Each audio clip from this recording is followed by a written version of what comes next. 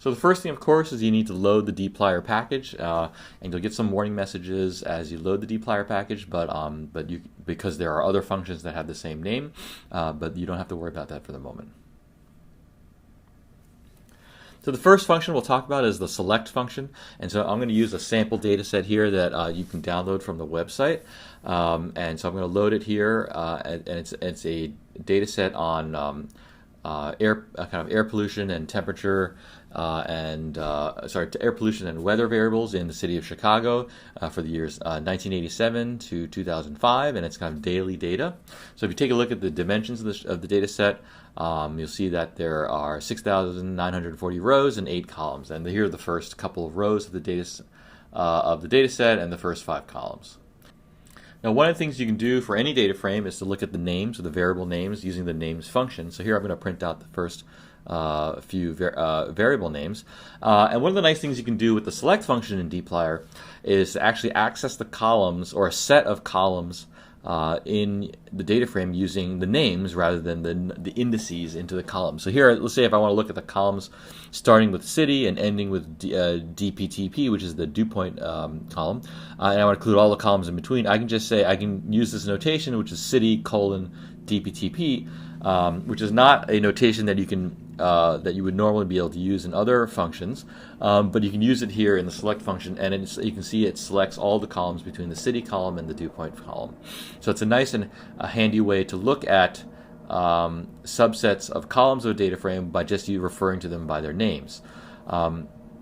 Similarly, you can use the minus sign to say, I want to look at all of the columns except for the columns indicated by this range, and you can use the select function to just say minus on that city : dew point sequence, and you'll get all of the columns except those few columns.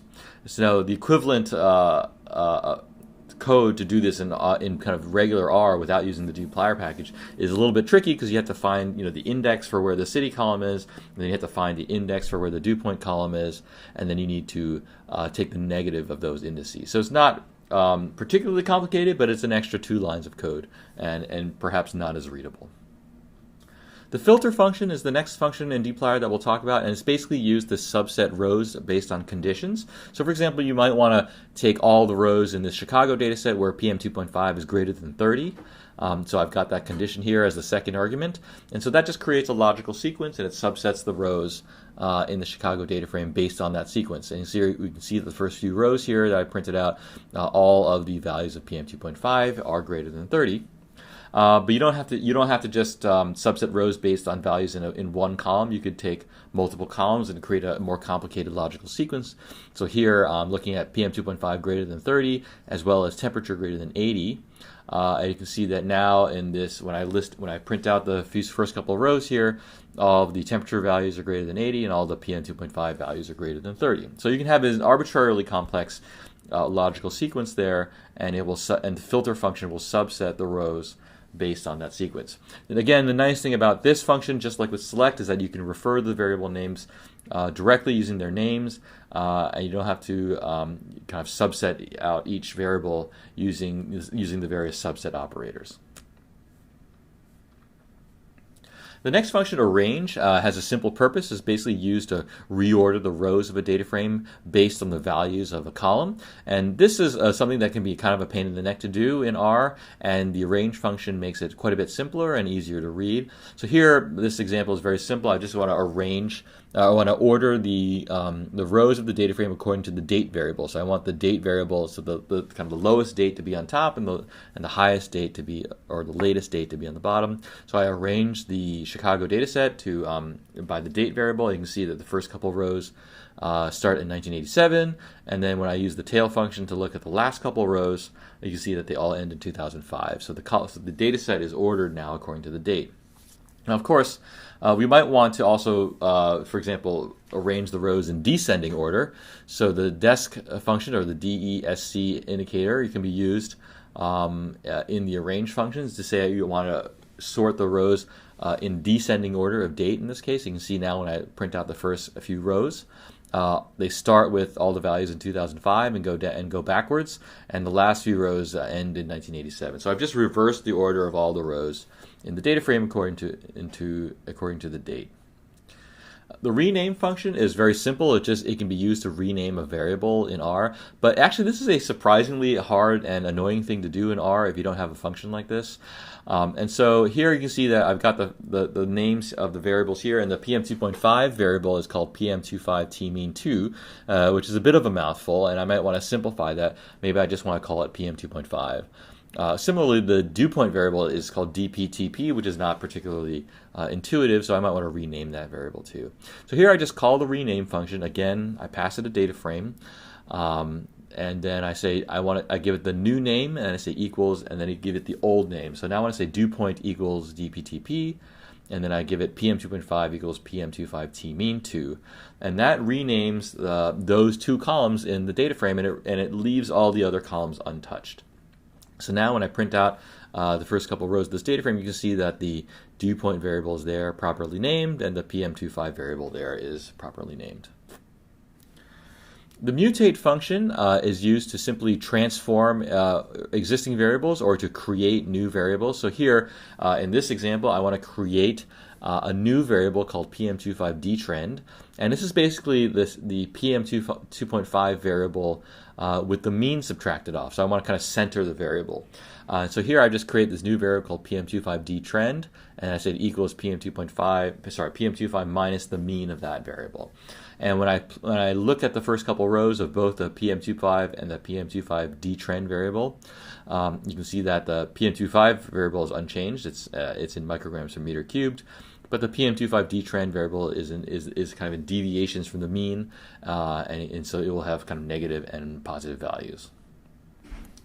So finally, the group by function allows you to kind of essentially behind the scenes split a data frame according to certain categorical variables. So in this example, what I'm going to do is I'm going to create a temperature category variable, which will indicate whether a given day was hot or cold, depending on whether the temperature was over 80 degrees or not.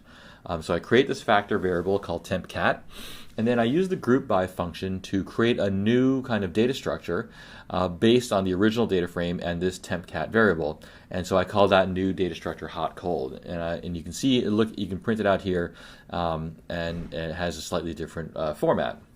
So now I can use the summarize function.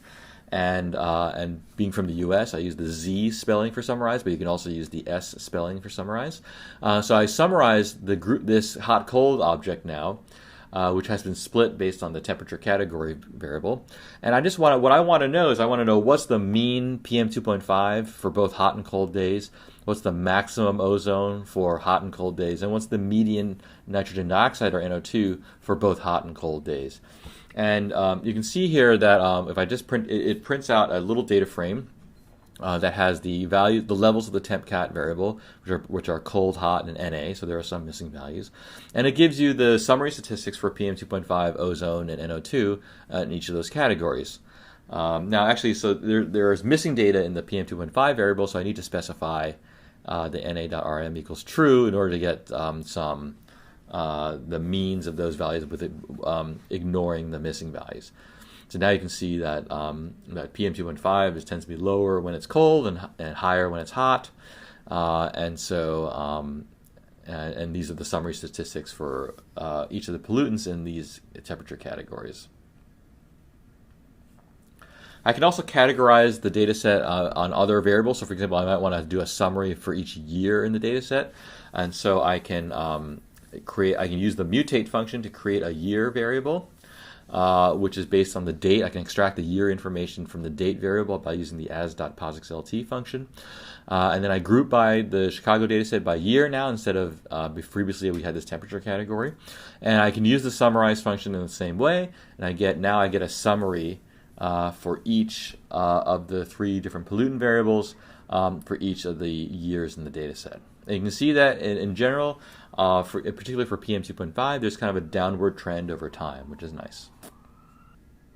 So the dplyr package implements a special operator that allows you to kind of chain different operations together, so much like the way we did in the previous kind of operations that I showed you, and does it in a way that kind of allows you to see what operations are happening in a kind of a readable way.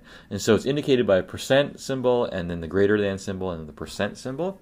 And so I'll just call it the pipeline operator for now. And so the idea is that you kind of take a data set and you feed it through a pipeline of operations to create a new data set. So here I've got the Chicago data set, and I want to mutate it to create a month variable because I want to create a summary of each of the pollutant variables by month. And so I create the month variable with mutate, and then I want to take the output of mutate and then group by it according to this month variable. And then I want to take the output of group by and then run it through summarize. And so notice that when I call mutate, group by, and summarize, and when I use the pipeline operator, I don't have to specify the data frame as the first argument because that's kind of implied by the use of the pipeline operator. So you can skip that argument and go directly to the operation that you're trying to do with either the mutate, group by, or summarize functions. And so you can see that the output of this long pipeline of operations is a data frame that shows you the summary statistics of each of the 3 pollutant variables by each of the 12 months in the year. So the pipeline operator is a really handy tool because it prevents you from having to kind of assign a number of temporary variables that you subsequently feed into another function. And it allows you to kind of chain a bunch of operations in one sequence that's both readable and powerful.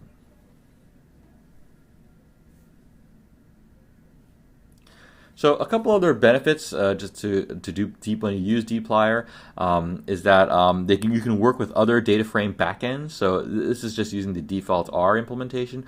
But for example, you can use the data.table package, which is designed for very large and fast tables. Similarly, the SQL interface for relational databases via the DBI package can be used. So if you have data stored in a relational database, you can use all the same functions in the dplyr package and manipulate the data in either a data.table object or an SQL database, and without having to relearn a whole new set of tools. So that's really handy. Once you've kind of gotten fluent in the dplyr package, you can translate the skills to other database backends almost immediately.